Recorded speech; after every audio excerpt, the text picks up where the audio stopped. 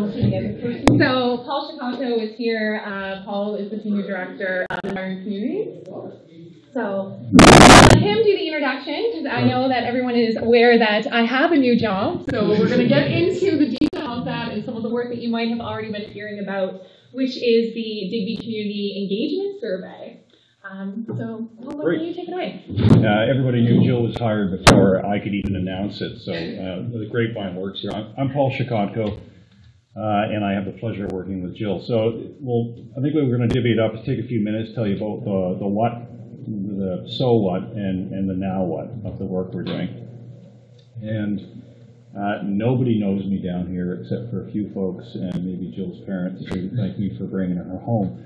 And I spent the last 12 years working with United Way of Halifax, trying to get them to shift from being a charity to a community building organization, which means looking at the strengths of our neighborhoods and really blossoming challenged areas to look after their own issues and support them. So it was a great job. It was a lot of fun, and then at the same time I married a messenger from down the valley in Centrally, so I have a mile of family down in Centrally in Bridgetown.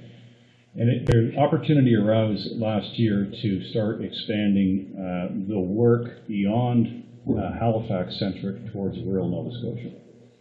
And Inspiring Communities really is the name of that work, and it's also the name of the organization that we're building. It's a new nonprofit.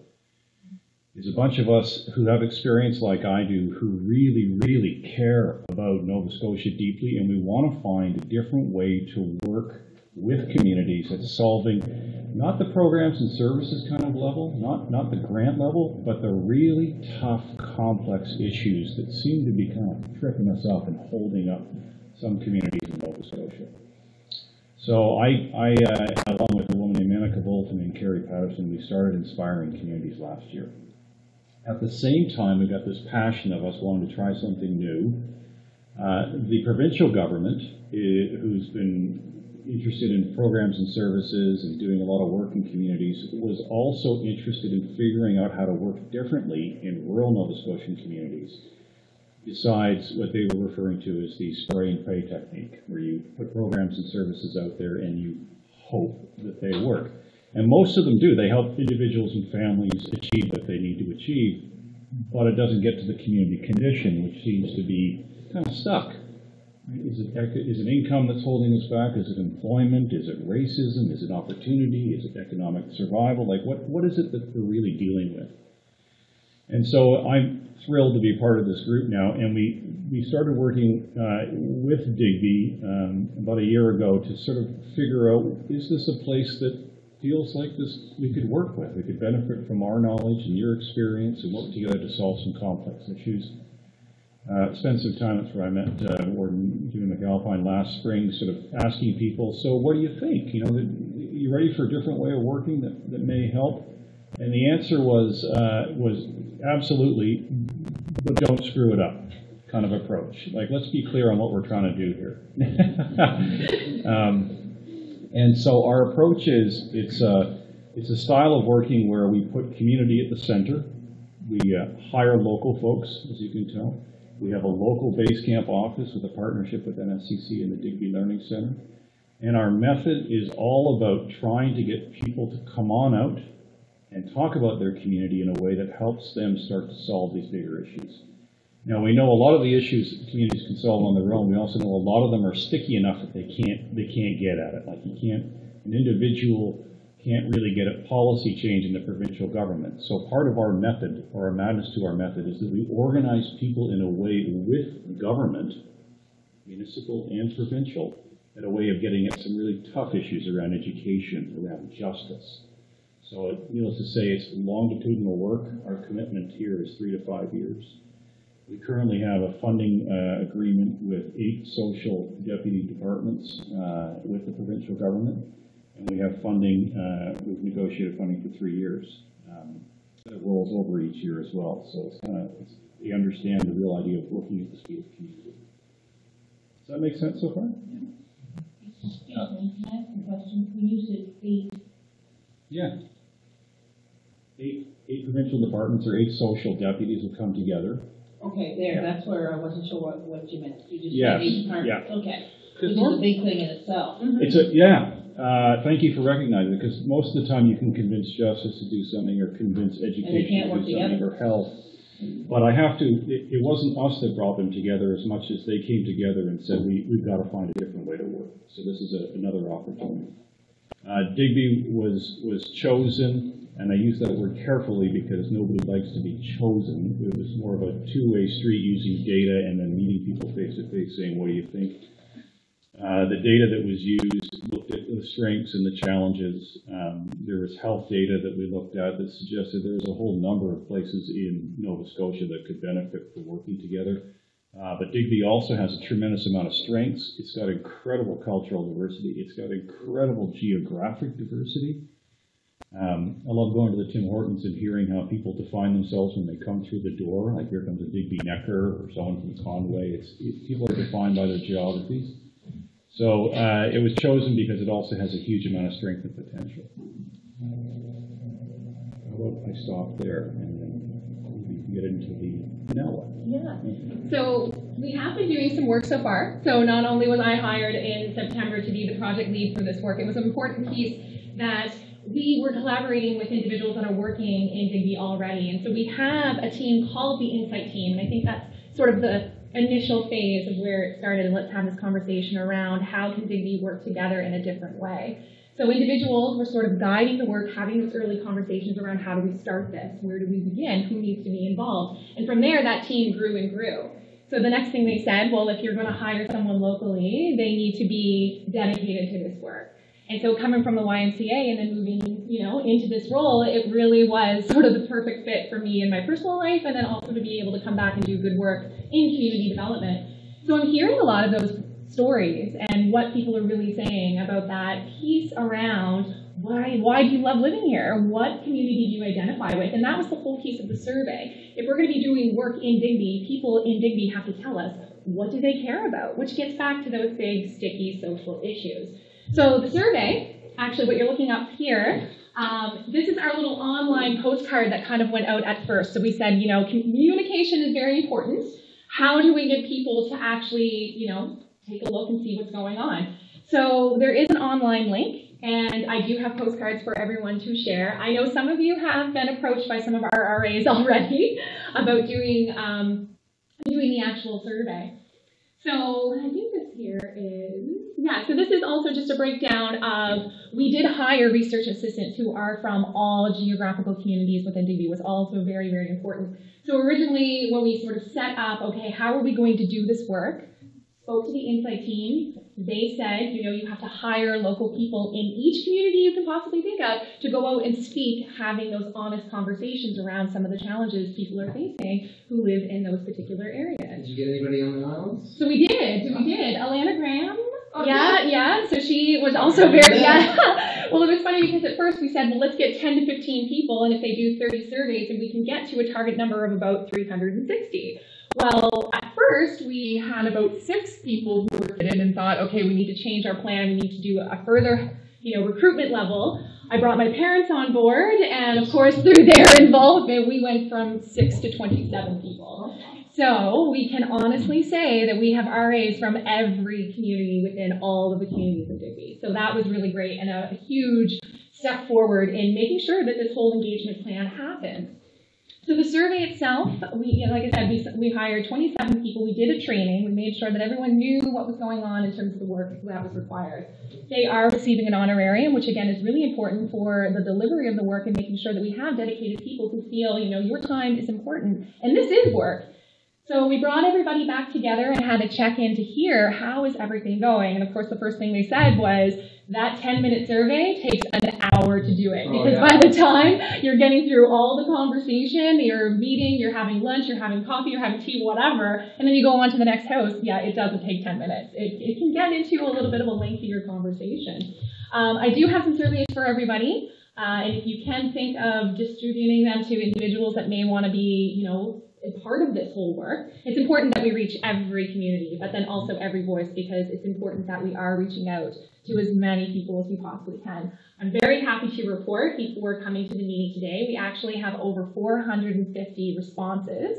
So we're inputting them online. So we have a process that the RAs have a paper copy. Everything is confidential. So there is a piece at the back that says you can stay in touch if you are interested in hearing what's going on. Because oftentimes that was also what happened in the early days. Reports and surveys and everything has been going out to the communities, and people are asking, well, whatever happened to that? So we're trying to work with the community to make sure everyone knows that something is going to happen. We're going to get there in a year's time, because what's going to happen through the evaluation process is that some sort of theme is going to come up, and that's going to define the work that we do moving forward. So there are 2 other sites that are doing this work. So in Cape Breton, we have Northside Rising, which is working around the theme of addictions. So going through the same process of surveying the community, finding out what is top of mind, they were able to distill their survey responses down to that theme. So we're going to do the same thing here, but we're in those early phases of doing that. So it starts with the survey. And so with our engagement plan, this is how we're going to get to what that shared agenda or that common theme is.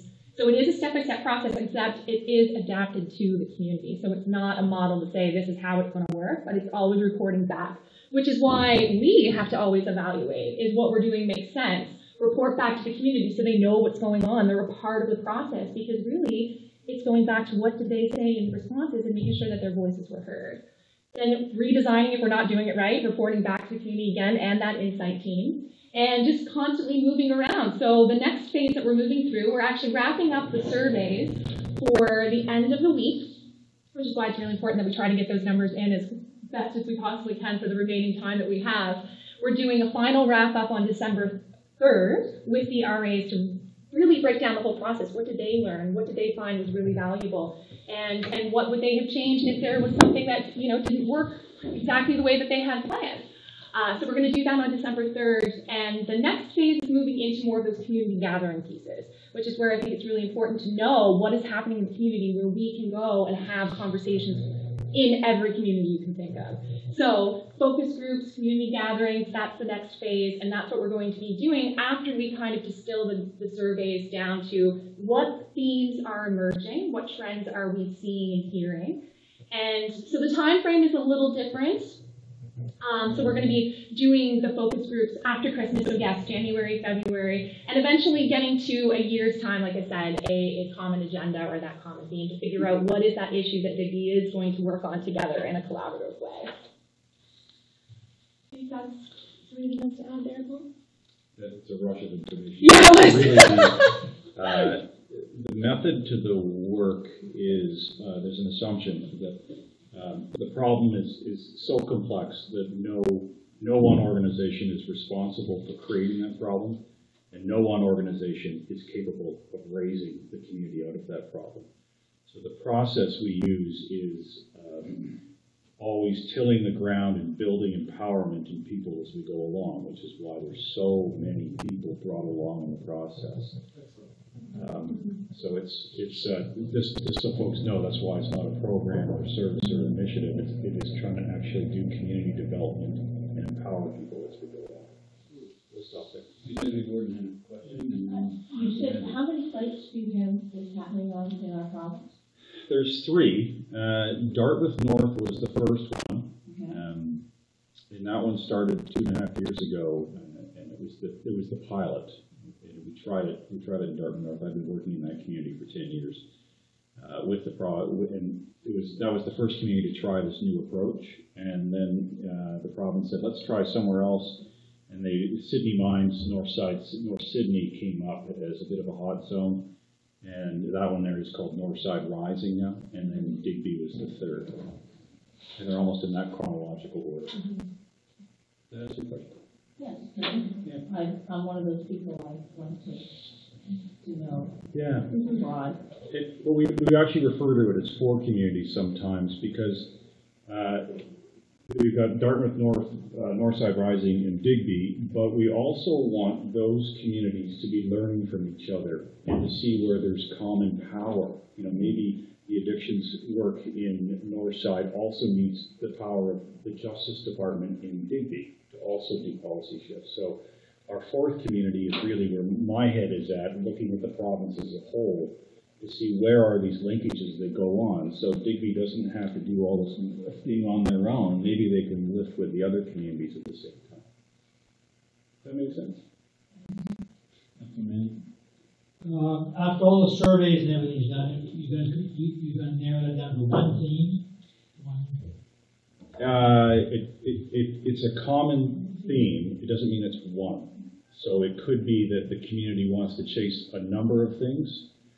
For example, in Dartmouth North, completely different community, but their example was we don't have one issue. We have 3 or 4 prime issues that are interfering with each other. So we can't get education until we get housing. We can't get housing until we deal with the community fabric, and we can't get at the fabric until we deal with our health.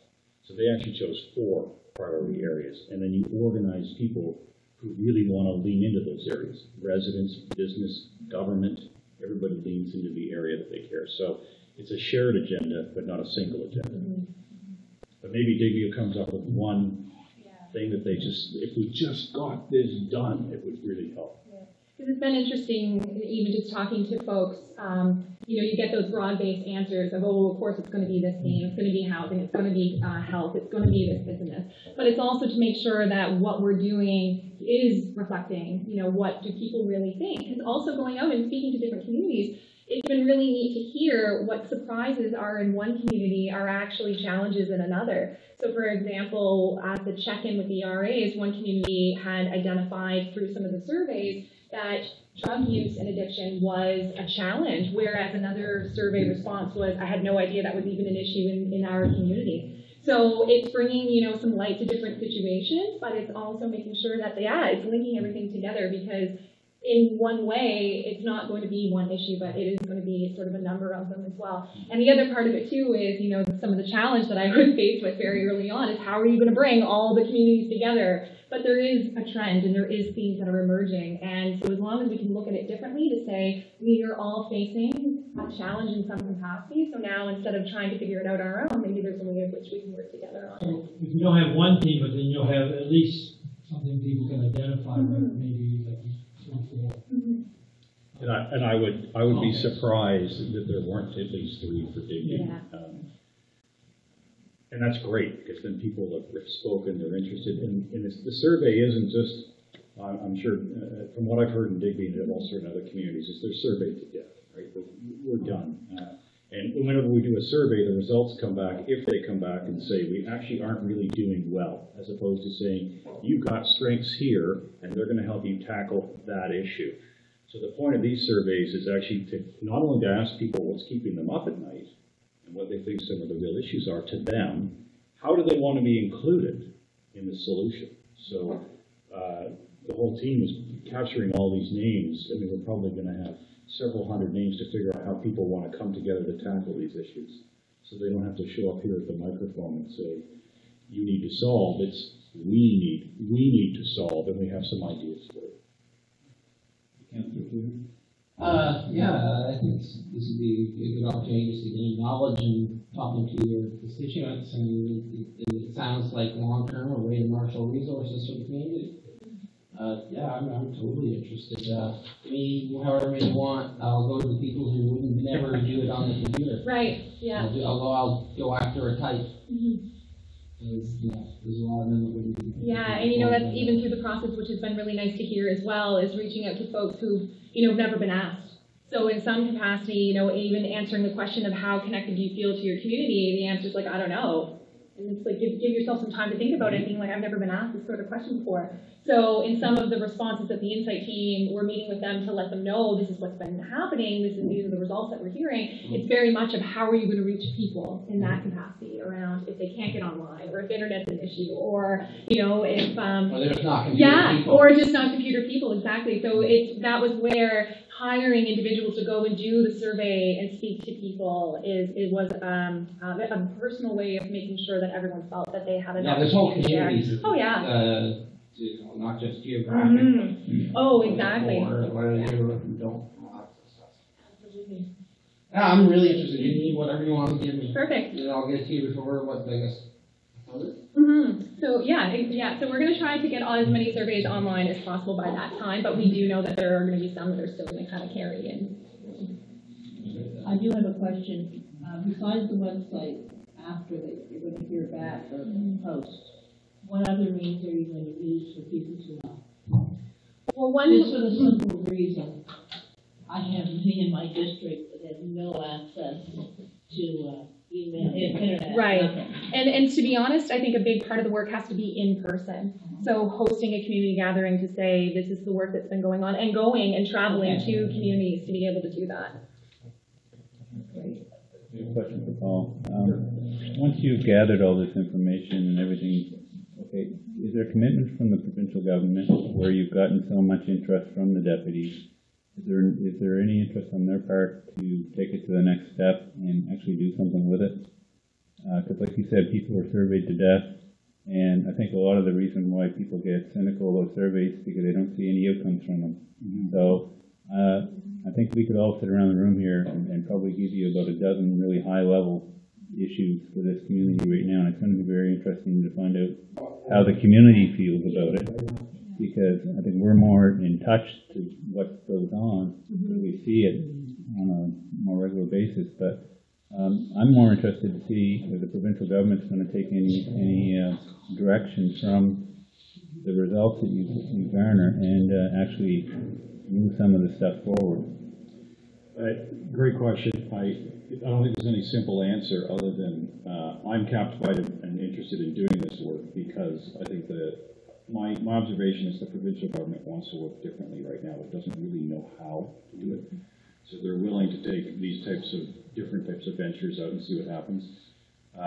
Demonstrations of their commitment are that we meet regularly with them. Inspiring Community senior staff actually present to the senior deputies on a regular basis. We have representatives from key departments sit on our steering committee that meet every 6 to 8 weeks. So there's examples of this isn't just, we're funding them to do this work, we're actually doing the work with them. An example of the commitment would be when they first approached me at United Way to do the work in Dartmouth North, they said it's for 1 year, and we said no thank you. Because in my opinion, it'll do more harm than good. So we actually asked for 5 years and negotiated for 6 months on what our values were. Are you asset-based? Are you deficit-based? Is this a service? Is this innovation? And we actually came out with an incredible charter between Inspiring Communities United Way and the province that seemed to demonstrate this desire to do something different. At the end of the day, proof is in the pudding when they actually act. So I think the idea is that we build enough compelling linkages, enough compelling commitments at all sorts of levels that they're committed to doing something differently, as opposed to a white paper showing up on their desk saying, change this amongst yourselves and other systems. Okay. And you've had 2.5 years in Dartmouth. So have you seen anything positive come out of that so far for the community? I have. I've seen things that are tangible and intangible. So tangible things would be like they're trying to tackle the education system in some of their prime junior high schools and elementary schools there. Okay. Changing how they come together and build trust together, which is more of the intangible. Getting superintendents and residents to sit around tables that's not acrimonious. It's actually working problems together. I've seen some changes in the relationship that the community has with the business community and some of the senior officials in government, provincial government. So I'm hopeful. My concern, and always in the pit of my stomach is, and it's a thought for this group as well, is that to do this work the way it needs to be done, is we move at the speed of trust, which means it moves really slow. And it usually moves far slower than governments can handle or stomach or board of directors. So when we move at the speed of trust, when we move at community at the center of the work, when we move because we're asset-based and not deficit-based, is that it takes a long time. So that's my message as well to the provincial government and to you, is that it's going to take some time to get where we need to go. But the problems weren't created in a year, they can't be solved in a year. But maybe they can be solved in 3 to 5. That all of a sudden there's this tipping point, this incredible magic that goes on. And I've seen that happen in Dartmouth North. There's a different feeling in that community that people are not putting it down. It's something rising. It's that intangible. That's great. Well, I appreciate you coming in and doing the presentation and giving council an update on what you're doing. And I've got my survey right here for you. Good. Yeah, so the tangible, there's no real asks. The tangible things that put your fingers on them is the survey. Jill's in base camp with Susanna Steinitz as our coordinator. Susanna, I think you all know, but she also runs Riverside Poverty out of Bear River. So Jill and Susanna are the dynamic duo in Digby. I'm here all the time for support, even though I can't physically be here. And if we do the survey and get ready for some focus groups, community conversations in January, February, saying this is what the community said, but what does that mean? That would be great. So some tangible things to look forward to. You can contact me, I'll pick it up, or you can come drop it off, or whatever is best for you. Where? So the office is at NSCC. Oh, okay. Yeah.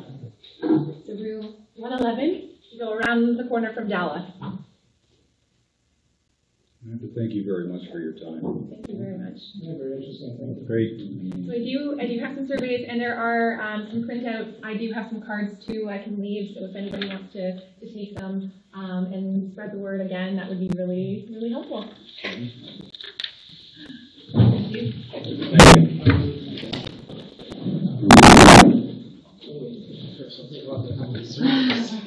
I want one. I'll collect all the goodies and give them I'll grab a cup. Thank you very much. Appreciate it. Good to see you. I would take you, but I You don't made me a little nervous with your tie on. Thank you. I did it, but it's high level. But I'm more interested not to find out things, but what Right. Maybe for a Yeah, copy. absolutely. Which we can plan something to share back that information too. Actually, included in those packages is a high level of the results so far too. So if you see numbers that are missing or could potentially reach out to, that's also what we're going to ask as well, as to help us reach our targets. Yeah, there's targets by demographic, By there's targets by demographic. geography, there's Yeah. targets by culture, background, so that's what the numbers are there. Yeah, yeah. And how often do you meet here? The council every month. In the area, I've got Oh, we have maybe the whole second Monday. She's been going out and doing it. Come back to grab the New Year's results, that'd be great. I think there's other stuff on there. Thank you. Thank The you. last page of that little handout that I put together is a high level of the numbers that we've reached so far as of November 19th. But the waiting period has actually been very. So you'll be having like Yeah. a meeting in the winter? Yeah, we will to report back so that the areas who've been in that area will be able to help share that information back to the community. Where are we, minutes? Yeah, Okay. so it's just Approved, really to help community and that's some acceptance of insight that minutes. it's Yeah, just. well, I would like to be, Yeah, Approval of the minutes. absolutely, and helping to organize and make sure that the community knows when we're going to do it too. So we'll be reaching out to each of the communities so that we can do something. So I will let you know. Okay. Okay, next thing on the agenda is the approval of the minutes for October the 22nd. I have a motion to approve. All move to approve the minutes of October 22nd. Second. All in favor? Aye. Unfinished business from the minutes. Is there any unfinished business? Anybody wants to bring anything up?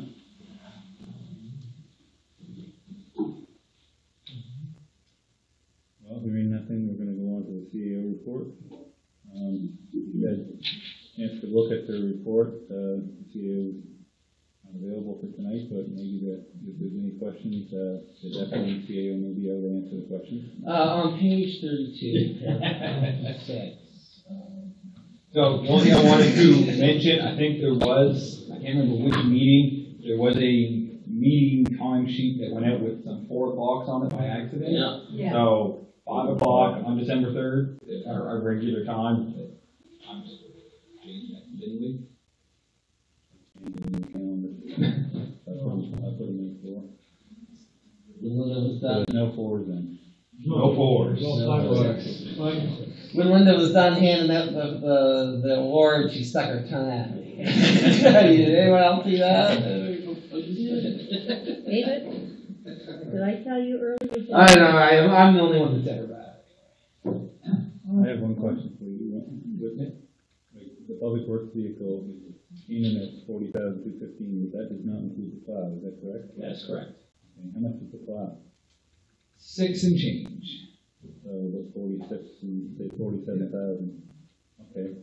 Just for everybody's knowledge here on the table, we had the tender awarded for the old truck, and I think Jeff told me they got $10,700 for it. Mm-hmm. So. Huh? 12 bids.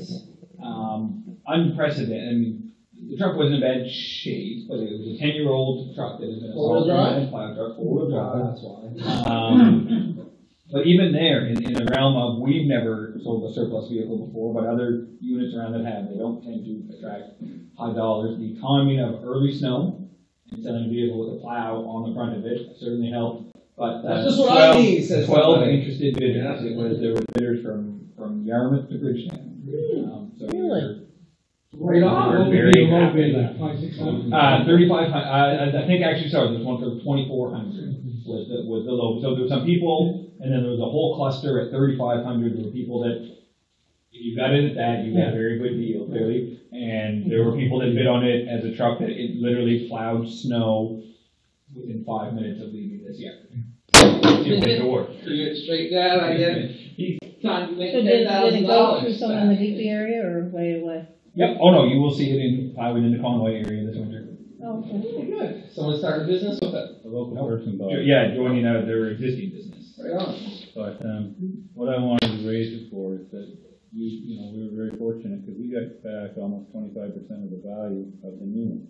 Yeah, really? So For a 10-year-old that one. doesn't happen very often. No. But Yay. Anyway, just wanted to raise that. Any other questions regarding the CAO report? No. Oh, wait. My question is not with the CEO report, it's being nosy. Why has the transfer declare gone from this corner to this corner? That is winter operations. Okay. So if you think of what the corner of this parking lot looks like in March, so we just coordinated a shift out and gave them plenty of notice, and they said, nope, we can start doing that right away to get their drivers used to it and our staff, but it's, knock on wood, hopefully this winter is not the same, but in past winter, we've lost up to 10 parking spots on each end, I and it wondered. just becomes a challenge with how they maneuver and. It's good advertising it from like that. There you go. Just like And it's we built. tried to keep them in areas where there's a street light also that points over. Not that we've had any issues with their vehicles, but we've tried to keep them really close to where the lights are in the area. I do want approval of, So I want to ask, is there any issues with any of the meeting dates for anybody?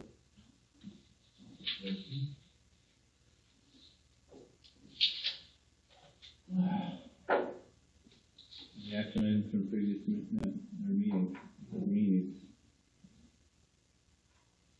Update on capital projects, financial report. Can I have approval of October's 2018 payables for $767,062.46? so moved. Seconder? All in favor? Aye. Approved. And can I have approval for the income and expense report for October of 2018? So moved. Seconder? All in favor? Aye. Approved. We'll now move on to the strategic priorities items.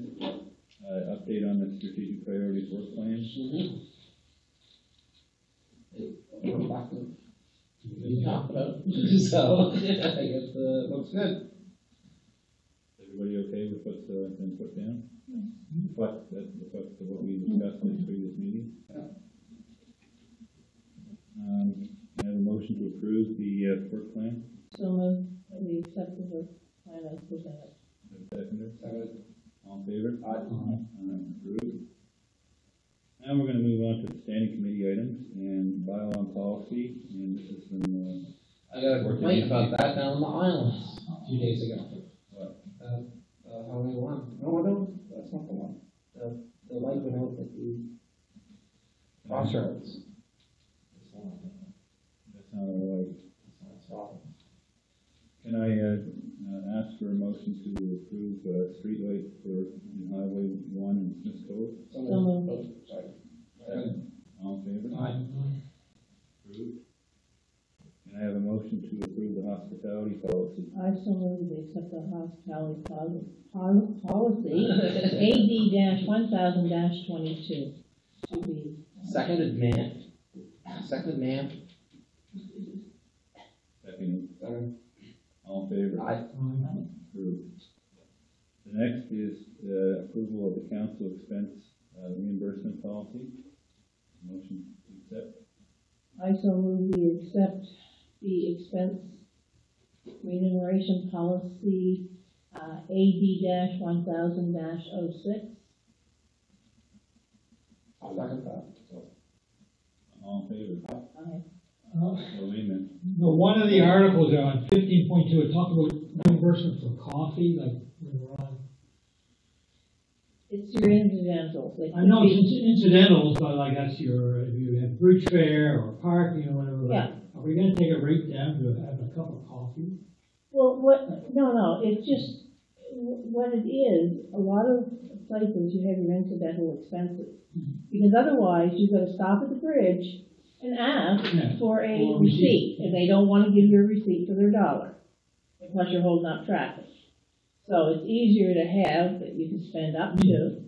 That's why it's there.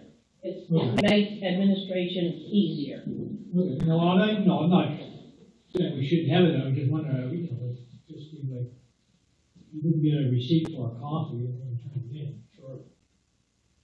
No, you don't get a receipt, but that's what it's saying.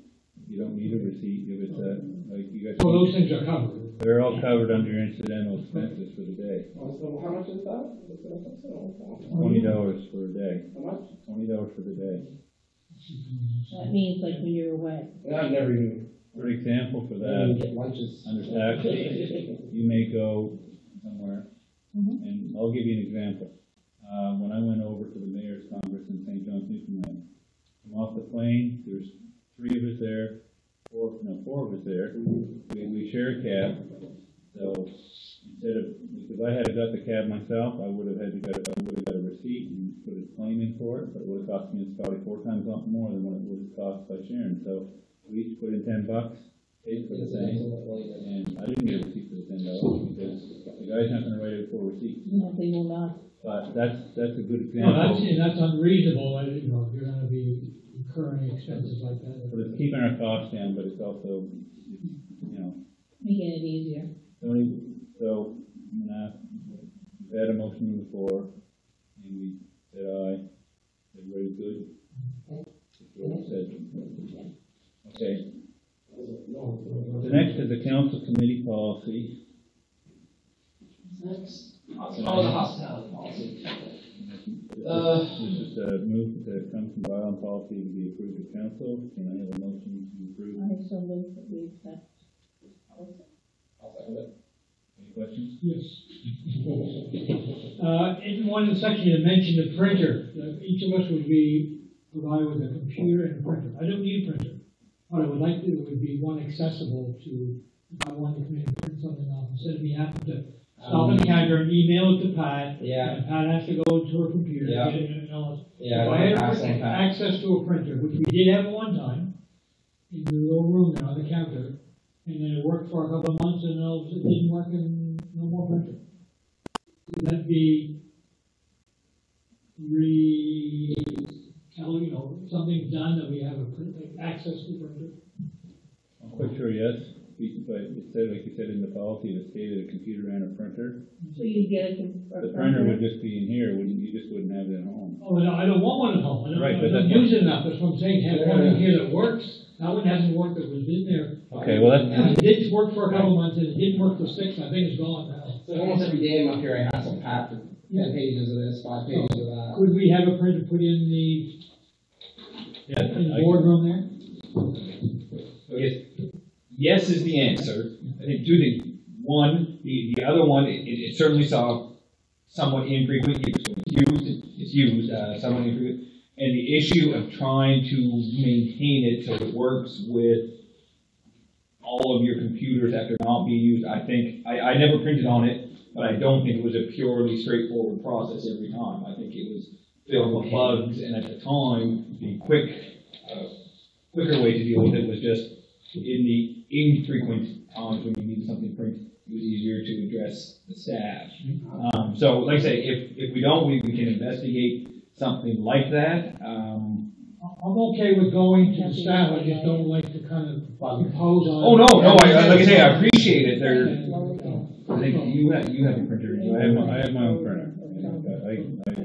If you have a printer here, then you're gonna have to have each computer sync to that printer. Yeah. But I think what we could do that's a little different, we could look at is where you're all sharing the same office. We put this one inside the office, and had a cable. See, the I mean, wireless, it's like, if I the can plug it wireless in, that's was great. full of bugs last time, is what, every time you come or whoever. But if we had an actual cable and you could just stick it in your computer, I think that gets bug free, so I can certainly, we can investigate that. They're bad, you don't have to be hassled by me Hey, anymore. no time. Well, like I said, Make life easier. I use the printer all the time, it's on my desk, constantly. But what I do find, I go through a lot of ink. I print stuff off, like it's candy probably, but now at several of, our meetings, if we don't print it off, it's not run off. Like, King's Transit, that stuff, and that type of thing, so it's called, we get a print for this, a print for that. So for me, I'm happy with what I have, and leave it alone. No, we can look at Yeah, I'd like to go back now to, we've had a good discussion on part of the policy. Is there anything else that we discussed in the policy? If not, can I have a motion to approve the community policy? I made the motion. I seconded You seconded already, so I've been talking, I forgot. Sorry. All in favor of the motion? Opposed? Approved. Good. There's nothing coming out of committee of the whole for today. So business items, the first part of business is 5.1, Bucket City New France Society funding request. This funding request came in after they did the presentation to us last time.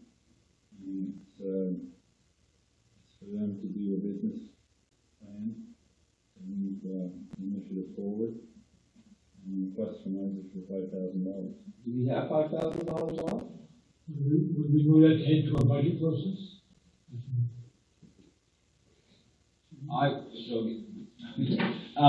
I couldn't remember from Hal's presentation, I know we had asked him to forward us a written request, which clearly they did.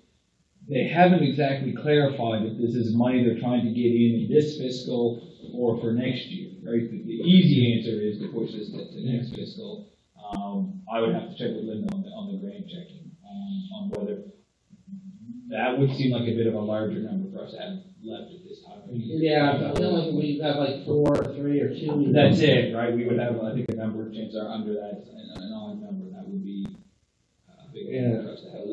Rather whatever they can get now, or do they want, the actual amount they need later? I guess that's. My concern was there's no budget, and they're asking 5,000 from us. Well, what are they asking from Claire? What are they asking from the other places?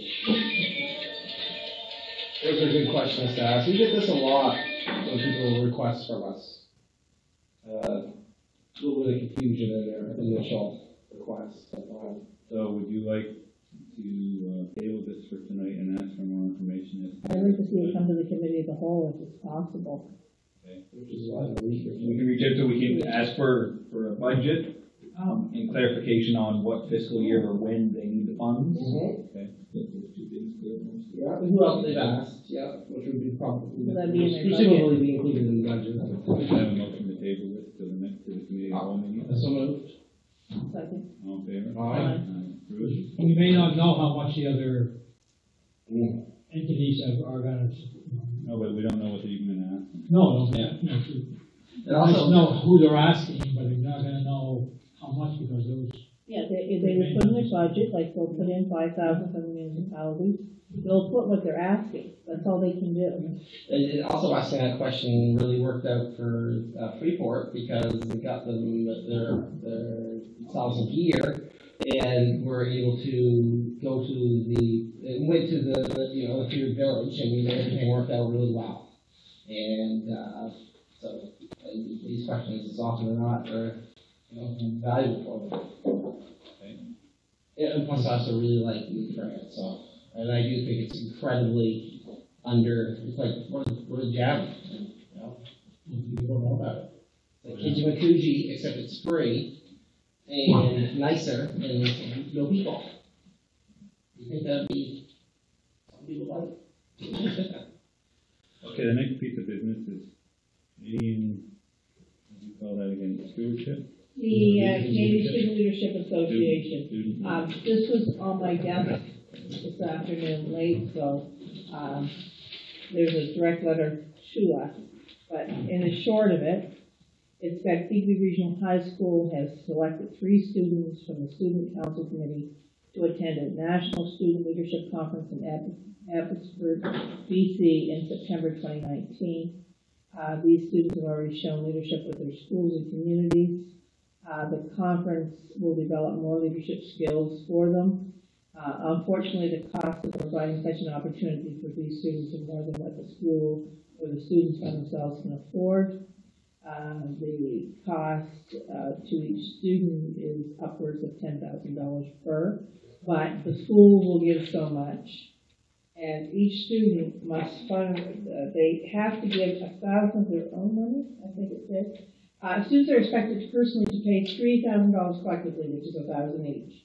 But then they're responsible for fundraising $4,875. And so what is being asked, and I assume under our policy, and the 3 students, and is Ken Andrews, Nishu Ingu, and Trinity McDonald, and 2 of these are in my district, Lighthouse Road, and the other is in the Bear River District. Okay. And they only need to do this for September of 2019. but what they're trying to do now is to find out if there's going to be any kind of money. And I know we have a policy, a student policy, Right. and I can't remember if it's 500 or 750. It was $250 per student or 500 for a team. So I'm thinking this would. These are separate. Yeah, even though they're talking. Yeah. The total numbers together, yeah, I think 250. Well, what I'd like to have happen is that it get tabled and brought forward to me the whole, so everybody has a chance to read it and look at it. Oh. I mean, it's not urgent. It's not like it has to be dealt with. No, but I think what they're trying to do is. I understand, but I'd like for everybody to have a chance to read that first. I do support what they're trying to do, but I'd like to understand whether or not, is it a $500 ask, or is it $250 each? It's by student, I would say. But They're you saying. said collectively they had to raise, so that's where I'm asking the question. Because it almost sounds like it's a team thing with 3 people. So. Well, the remaining is $4,875, and that's why they're asking it. I got a call on this last week. Right. And I told them we did have a program. I think it's fair to say that we probably support it, but I can't see us not supporting it, no. We didn't even use all the money last year that was in the budget. No. We had And I'd $2,000 left. like it out of this year's budget. Oh, I'd just like to ask that this gets brought forward to table to the community hall meeting, and then we'll make a decision at that meeting. Sounds good to me. Have a motion to do that? I move that we table the Canadian Student Leadership Association request until next committee meeting. Second? All in favor? Aye. Just say where it comes in and it doesn't have a timeline, and it's something, we tried not to make decisions on the same night, but we had enough information. We had been privy to it Yeah, before. well, I wasn't here to give it to anybody. No, I understand. We have one piece of correspondence from Juniper House. Purple Ribbon Campaign. Yeah, and last year, we put in the purple bulbs up front to recognize it. And, Are we doing that this year? no, but I'm just saying, I thought it'd be nice if we did that again to help recognize this purple ribbon campaign. I move that we put in the purple lights in the front of the municipal building for the Juniper House Purple Ribbon Campaign. Second. Any questions? Yes, I would like it added about, that we also wear the ribbons. Do you have one that here? Do you have one? Right on, Pat. Look at Pat, man. So much more capable of me. That's all, Not my I just thought it district. should be in Yeah. the. Order in. And with the ribbon. All in favor? Aye. Aye, approved. Just for general information, you had the REN CEO report submitted. There wasn't for any action, it was just to give you information on it, show you the work that they're working on. And the next is the advisory committee minutes. We've got the Reno Advisory Committee minutes from back in June. There hasn't been a meeting lately. I think we all are starting to get the weather reports again, which I think is well appreciated, because, yeah. Just one note in there, just because I see it in the minutes, and now it's going to come up again. So I can't remember when in the spring, it was the federal government, the first test of that alert that goes to your cell phones, TV, radios, it's national. So this week, there's going to be another one. You'll see, we'll send a note around on social, I think it's the 28th. There's going to be another one of those where your cell phones buzz, your TV, your radio, that it takes over everything. So this is attempt 2. The first one, as you remember, has nothing to do with us, but the first one did not go well federally. They tried using all the provinces and had problems mainly on the carriers right across the country, so that'll happen again this week. That's the public alert system. One thing to ask about anonymous is the portable generator. Has that been used yet to see how it's working? Nope, I think they're working on this. It's all put together, and they're working on the staff training on getting the both public works departments. That town public works to do that, and then they're going to do some deployment drills. Okay.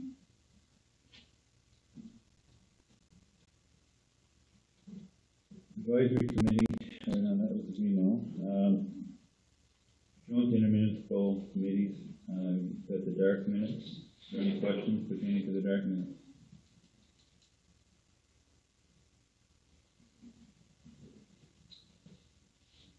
None? Any for King's Transit?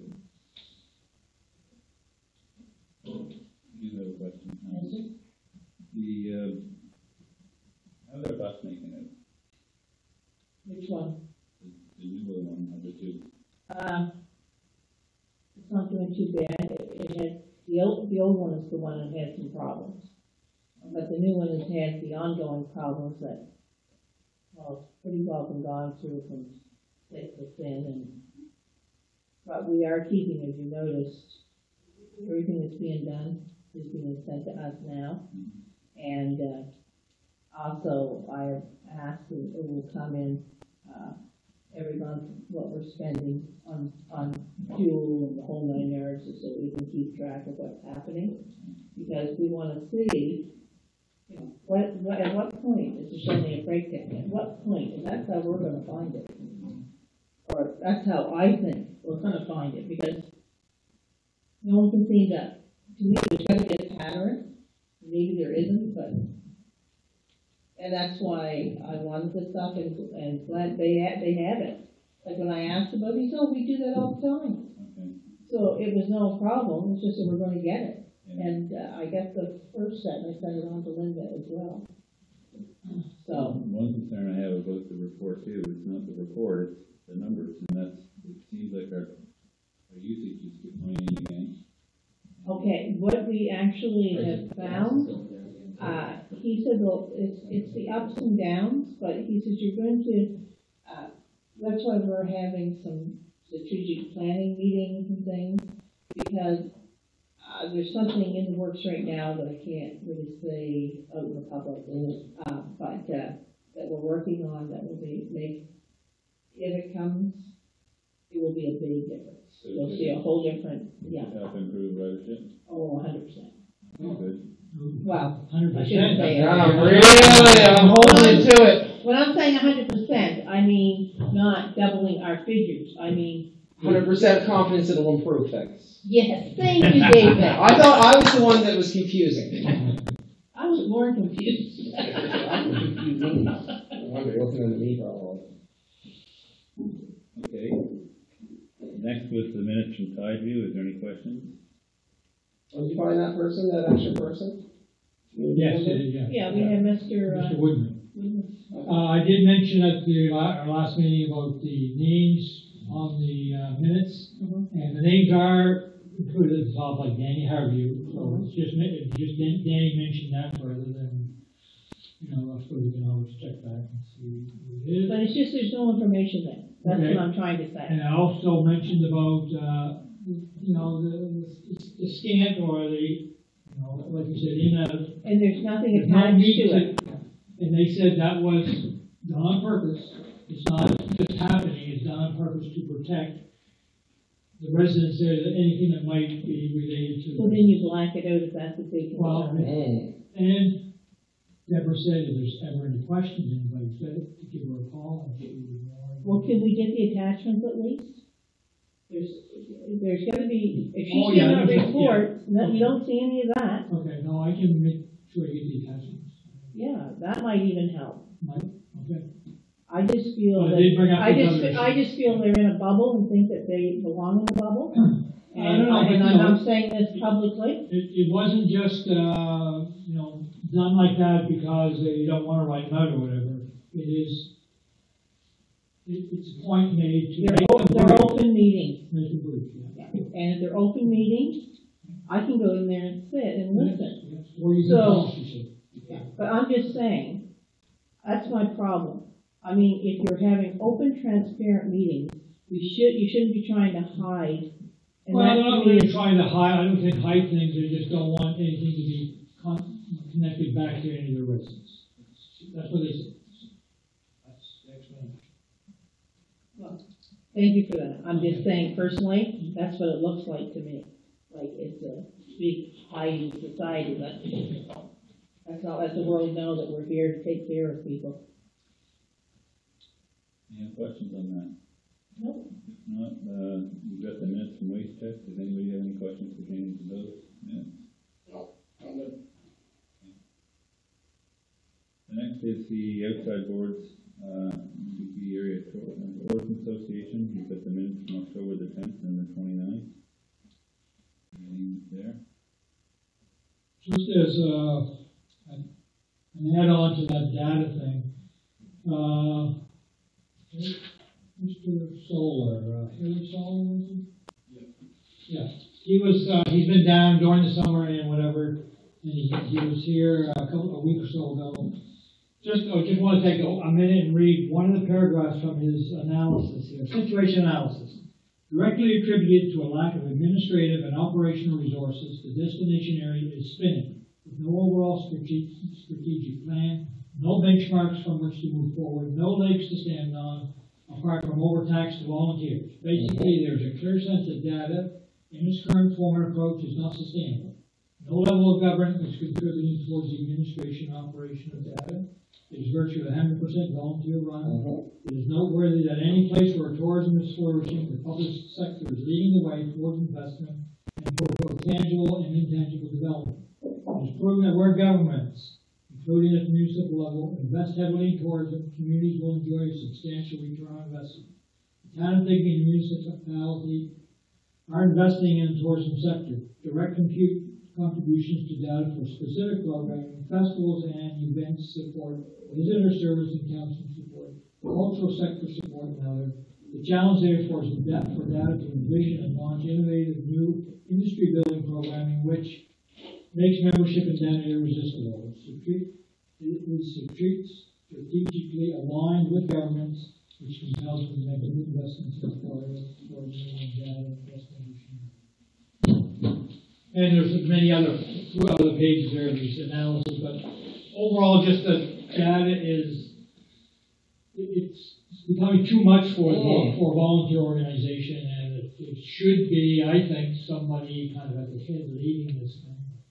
I know one And thing. we mentioned it last year's budget. I think we should be thinking about it again, leading up the budget this year. And it's just that the volunteers that there are doing tremendous, I think tremendous. Yeah, job, amazing. And they're not gonna last forever. So maybe we didn't have a thing like that, levy or something like that, that we would be able to pay somebody to do that, instead of them spending hundreds of hours. Have the tourists, something It unusual. was supposed to have been a shared service meeting last week. I wasn't able to go because I had to give regrets. Do you know what took place? Yes. Okay. Did the CAO from Yarmouth come up and do a presentation? Dushi came up, and he's been in Yarmouth since they've had their. Right. And, he explained how it was set up, where the money goes. I don't think any of it goes towards, salaries, it all goes into programming. We say we kind of go almost 10 years, or 10 years, maybe 12 years, 04, I think it's. Yeah, 04. That was 4 hours, yeah. And now they've reached the $1 million mark with money from levies. Okay, but see, my question is like, if they're gonna have a levy to raise money for tourism promotion, why aren't they using any for administrative costs? I don't think they are. Their model is significantly different. They leverage 3 municipal partners for $60,000 each for the core operating of their tourist agencies. So each municipality of the 3 invests 60, so they have 120 that they pay their administrative staff through, and then the money that they raise through the levies is purely marketing. Very different model than is up here, and just a different tourism market with the ferries. Back now, certainly. It would be a lot of I think shared services is going to continue to discuss that. Jeff provided a very in-depth description of what was involved. I think there's going to be some more information that comes back to shared services to keep that discussion going. Yeah. Okay. And was there any discussion at the shared services meeting of okay, like, the Yarmouth model has 3 municipalities in it, with all the units in Yarmouth County. So what about if we were to look at a model that includes Clare and ourselves in the town of Digby, and have the 3 units from the county of Digby, and to all share the same type of, I mean, like, for example, Clare has somebody in place right now, and so what's to say that there wasn't a model where we could work together? Oh, yeah. So, that certainly wasn't discussed at that meeting. I think the understanding and anxieties around the tourist levy occupied the subject matter for that shared services meeting. okay. This is a municipal bylaw that creates room limits. That is the mechanism. I want to know what they do with the money, or they just got it sitting in the bank. So you said they've come up with, they got $1 million. Is that over time? They raised $100,000. Again, I think at the next shared services meeting, But have they spent that money, or have they? No, I think they spend every it year. every year. They have a committee composed of, I don't know how many people, but people from the industry also sit up and they decide how the money's going to be. Okay, I'm just wondering. All right. Good enough. How many people do they have working in tourism connected to them? Just 2 or 3 with it? They have. Yeah, and again, they're tourism with that funding structure. Yeah, they've got 3 administrative people working. Are they working in different? What are they areas. working out of? Are they working out of the giant provincial Gold Star? They're working out of the municipality of Yarmouth, it's a municipal building. Oh, okay. From my knowledge, that's where they were anyway. And so, no, they don't work out of the tourist building. I've been advocating a bit. I've had good news, bad news, good news, then bad news. It's very easy to imagine. Is there any other questions regarding the Tourism Association? What you brought forward, though, George, is something we have to talk about. Definitely. Well, it's at some point in time, you're gonna, they're gonna collapse. Oh, yeah. And then there's gonna be nobody left to kind of pick up I this. think Linda Graham had 200 hours in by the looks of it last You year. still might get some volunteers, but if tourism is gonna, and it is changing a bit over the years too. You get a different clientele, and you reach them in a different way. Mm-hmm. You do, but like I said, we're small units, and we want to get anywhere, we got to work with our neighbors, right? Mm-hmm. And that's So, why I'm thinking. yeah, we may have to change the model of delivery and all that kind of stuff too, right? How you kind of approach it and go about it. That's why you put together that book every year instead of the volunteers. Hire someone for that. I think for the importance it is to our community, we should either do it either by ourselves or with the other 3. If you look at all the other, we have a heritage, a leader for heritage. We have somebody for recreation. We have somebody for trails, but yet, tourism, which is probably our second biggest money generator for the municipality, we have nobody leading it, nobody kind of showing us which way we should be going or helping direct it. Like it's left out there to volunteers.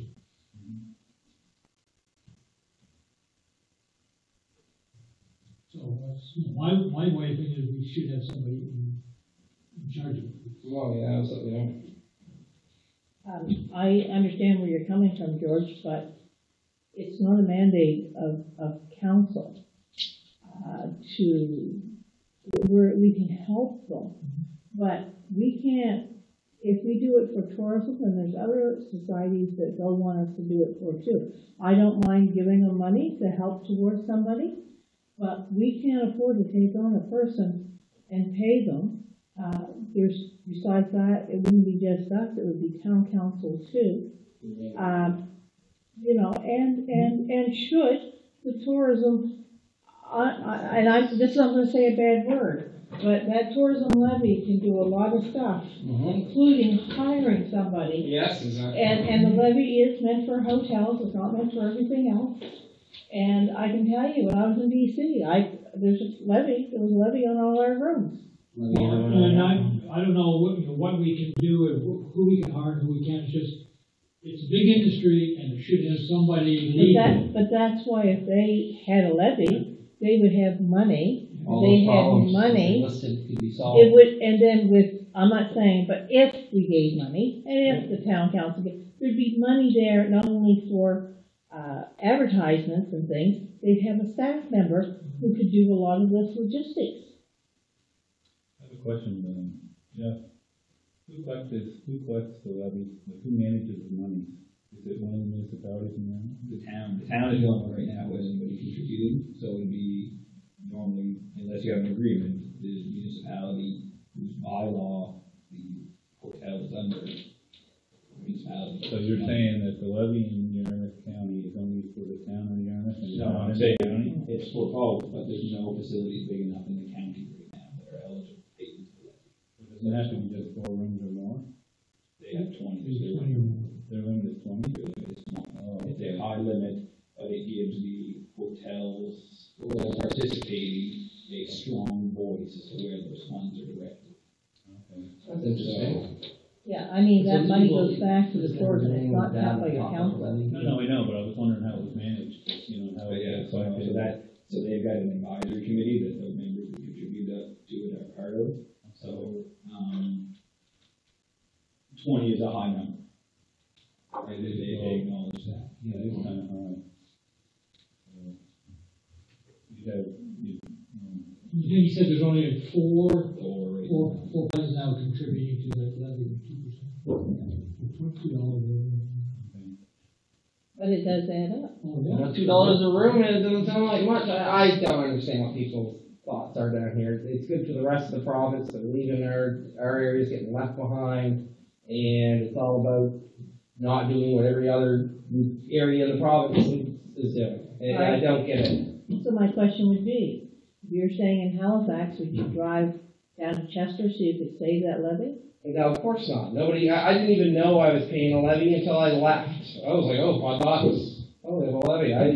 It was one of the 3 or 4 tax charges that was in there. It doesn't make any difference. And I don't understand the argument that $5 or whatever nobody's gonna do it. No, I think the levy is the way most places have gone. That's what they're all doing. And Everyone's on so it's a matter of getting the buy-in from the people that would have to actually collect the money. Mm-hmm. And if they have a model like Yarmouth where if they actually have a say on how the money's being spent, and you get the buy-in, probably a lot better, a lot stronger. All these companies are already spending money in their own pocket in marketing. So it just does not make sense. They got in their head 8, 9 years ago when they first started talking about it. That was the worst thing ever, and it's still, it hasn't moved inch from there. Well, it hasn't moved away. Jeff was saying that when they first started, though, the guys from Rod were against it. And they actually brought people over from PEI and lobbied against it. 6 months later, the guy from Rod told them it was the best thing they ever done. So, initially you're going to have some, but after they saw, what we're doing and what benefits they were getting, they were on board with it. If we had like an 8-room limit or something, I think a lot of the naysayers would be out of the loop then. It wouldn't have to be 20, it could be 10. And the naysayers we had on the loop, and then it doesn't matter, and we still get those extra tourist marketing dollars. And I think just to go back to my earlier comment, I think shared services, this conversation is ongoing. I think you'll find it's going to dominate the next meeting there for some of these discussions we're trying to have here in isolation. That group is going to be the place where some of this starts and trying to pull together some of this information that will then be out into the councils. I think their hope was to call another shared services in the near future. Shared services meeting. I don't know what that means. Yeah, time to get things done in time for next season. Before everybody starts spending their marketing money and getting themselves locked into It's not gonna do it in 6 months. Okay, well, we'll wait to see what comes out of the shared services committee, and we'll come back here and have a further discussion on it at that time. All right, is there any questions pertaining to the Digby Harbor Port Association minutes? Update from the manager? They're still going hard, chasing money, a little disappointed about the federal thing. No one wants to land off. But hopefully, they're talking to others as well, but I've also heard other rumors of retirements coming, so we'll see.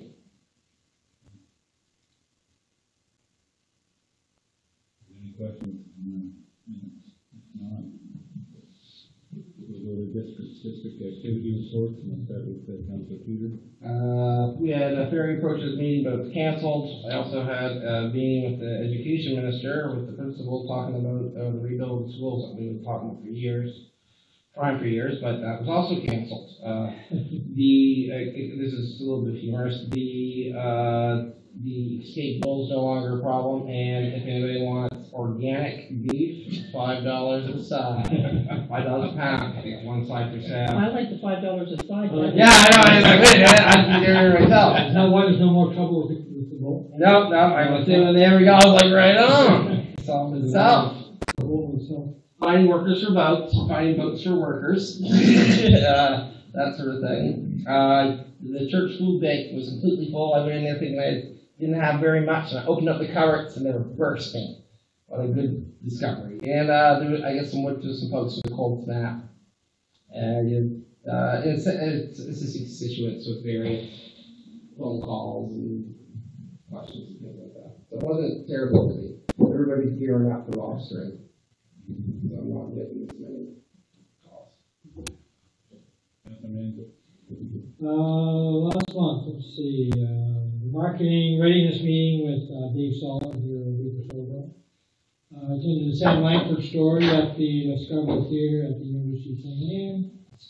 The Nova Scotia Federation of Municipalities Conference in Halifax for 3.5 days.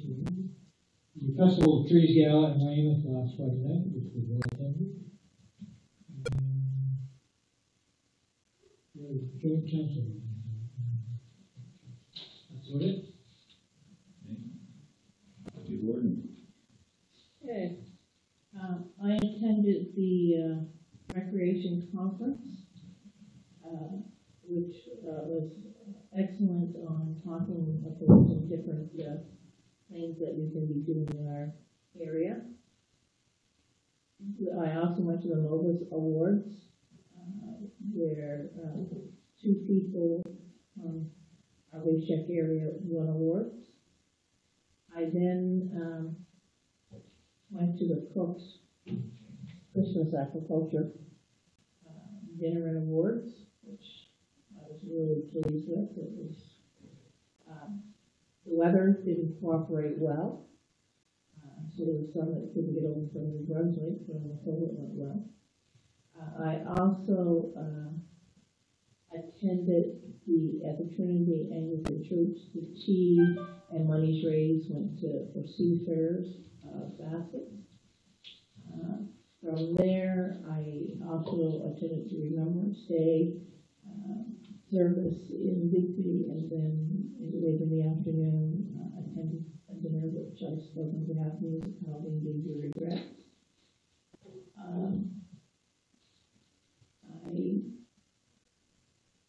I attended a the Police Association meeting last Sunday, and then I was away to the Biosphere Reserve Conference, Canadian, and arrived back this morning. Okay. One thing you guys all forgot to mention, Remembrance Day. I just Oh, sorry, you guys did. No, I was away for remember. Oh, okay, sorry. I have I know great you did. memories. Oh, okay, I'm forgot. I did forget. Anyway, I remember it, but I wasn't right then. The Disney one was fantastic, by the way. Super good, so good that I should write it down. so when you went to the school for it. Yeah, they did an amazing job. And the one in the islands, hundreds of people standing around all. Good. I feel like Remembrance Day is such a busy time, but it's, you know, I find myself, I go to Bear River every year, and you just don't see the veterans are getting older, and fortunately they do the event inside now, so that it is a lot easier for them. And then I also attended the Remembrance Day service in Smith's Cove. The one that they had for Jordantown was canceled because they were working on the hall, so they were just going to do something at church service, but so they didn't so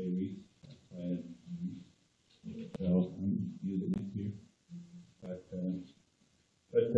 for the past since last council meeting, I attended the conference in Halifax as well for the North Coast municipalities, and I found that it was one of the better ones I've attended for a while, as far as the content.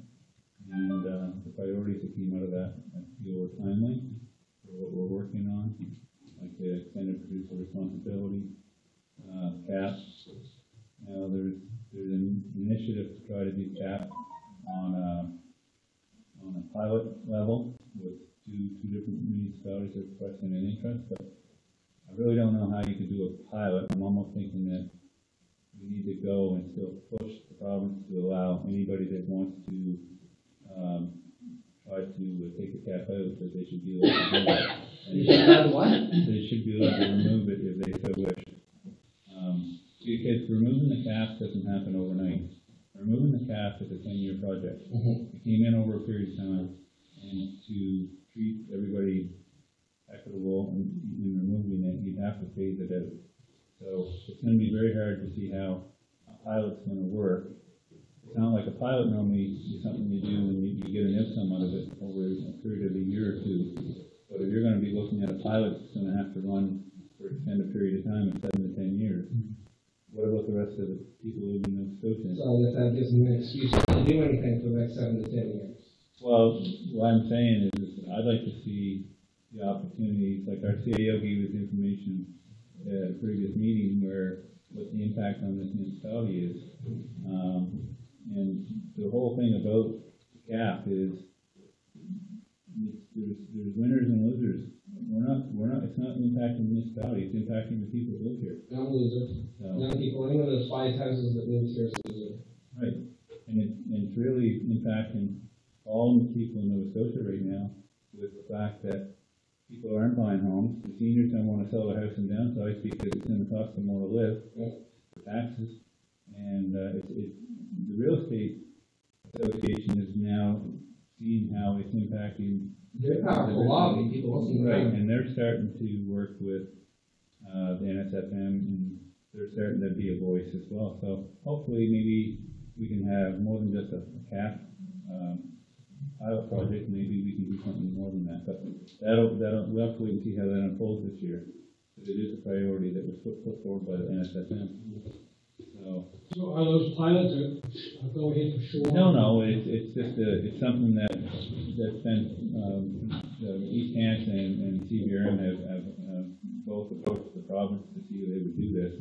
I don't think it's been endorsed yet, but it'd be nice to see if they are going to look at it seriously, that others could look at it as well.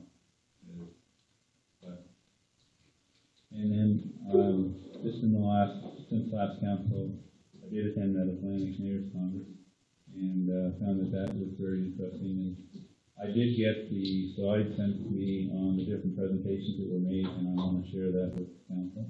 And there were some pretty interesting presentations over there. And one was on the Ocean Supercluster, which I found interesting. And the Ocean Supercluster is a project being funded by the federal government and also by the private sector. And I think provincial governments are involved as well. And they've got, don't quote me on the exact number, but it's between $300 and $400 million set aside, and to try to help increase the usage of anything to do with the ocean. For example, Canada's GDP from the ocean is only 1% of the total GDP. Norway, it's huge. Norway is over 25%. But the average in the world is 2 point something. So we're less than half of what the world average is. Yeah, we have 10 times the area. And look at all, what we could, so I think there's a lot of opportunities, and it could be through agriculture, it could be through fishing, it could be through tourism. So I think that's exciting for what could come out of that. So we look at opportunities for our area. The best thing to look at is what do we have around us with the water. So how do we capitalize and get better use out of it? Yeah, well, the first thing nice is that people, the fishermen could buy their own licenses and use them rather than have large corporations buy all the licenses and, a factory freezer that's out there 24 hours a day employing 10% the amount of people that those licenses would otherwise employ. And all the economic benefits that are going to the community give us a shareholder to invest costs. That'd be a good start. So I don't have really much more to add than that.